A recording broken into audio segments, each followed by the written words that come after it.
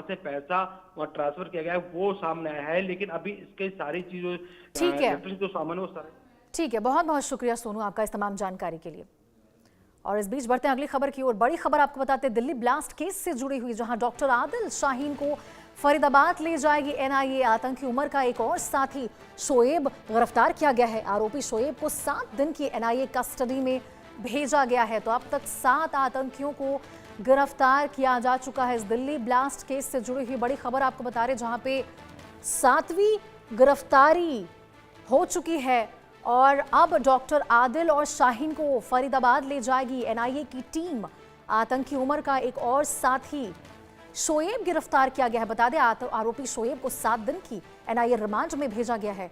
अब तक आपको बता दें दिल्ली ब्लास्ट केस में 7 बड़ी जो गिरफ्तारियां हैं वो जांच एजेंसियों के द्वारा एनआईए के द्वारा की जा चुकी है। तो देखिए जिस प्रकार से पूरी देश को दहलाने की कोशिश की गई थी और दिल्ली ब्लास्ट में देश को दहलाया गया, उसके बाद लगातार जो जांच एजेंसियां हैं वो सर्च ऑपरेशन कर रही है और उनके सर्च अभियान के तहत लगातार गिरफ्तारियां की जा चुकी है।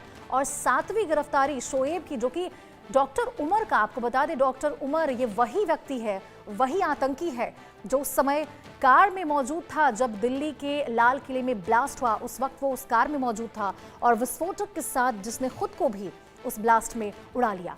तो आतंकी उमर का साथी शोएब गिरफ्तार किया जा चुका है। अब आपको बता दें कि डॉक्टर आदिल को एनआईए की टीम फरीदाबाद लेकर जाएगी। तो दिल्ली ब्लास्ट केस से ये जुड़ी बड़ी खबर आपको बता रहे, जहां पे डॉक्टर आदिल और शाहीन दोनों को फरीदाबाद ले जाएगी एनआईए की टीम। आतंकी उमर का भी आपको बता दें इस बीच एक साथी शोएब गिरफ्तार किया गया है और आरोपी शोएब को 7 दिन की एनआईए रिमांड में भेजा गया है। तो लगातार नए खुलासे सामने आ रहे हैं। जैसे जैसे एनआईए की टीम, पुलिस प्रशासन और जांच एजेंसियों के द्वारा सर्च अभियान चलाया जा रहा और वैसे ही नई परतें निकलकर सामने आ रही है, तमाम नए खुलासे होते नजर आ रहे हैं। तो दिल्ली ब्लास्ट केस से जुड़ी बेहद अहम और बड़ी गिरफ्तारी शोएब की हुई है।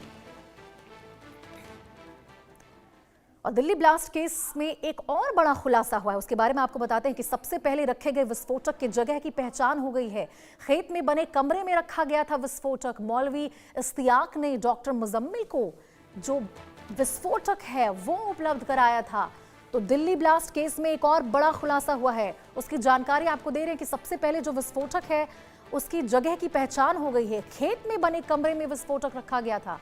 मौलवी इस्तियाक ने डॉक्टर मुजम्मिल को विस्फोटक दी थी और खेत के एक कमरे में इस विस्फोटक को छुपा कर रखा गया था। ये वो तस्वीरें आपको हम दिखा रहे हैं, इंडिया न्यूज़ पर आप ये एक्सक्लूसिव तस्वीरें देख रहे हैं। उस गांव के खेत में जो एक घर बना हुआ है, छोटा सा घर, उसमें विस्फोटक रखा गया था जो डॉक्टर मुजम्मिल को दिया गया था।